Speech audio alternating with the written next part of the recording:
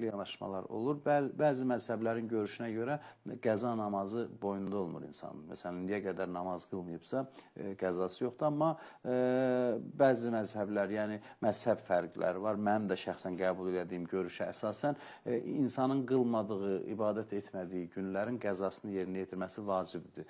Bu barədə Həzrəti Əli əleyhissalamdan bir hədis var. Tövbə haqqındadır. Soruşur ki, bir nəfər Həzrəti Əlinin yanında əstəğfirullah deyir, yəni tövbənin zikrini deyir.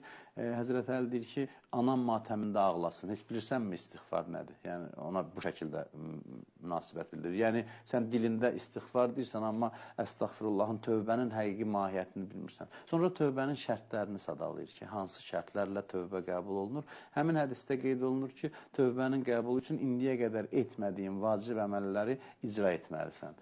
Məsələn, namaz, oruc, digər əməllər. Bir insan müsəlman olubsa, o əməlləri icra etməyibsə, qəzalarını yerinə yetirməlidir və əgər müsəlman olmayıbsa, Allahı tutaq ki, inkar edib, bugün İslam. O zaman o dövrdəki Allahı inkar edib, o dövrün qəza namazları və orucları onun boyunda.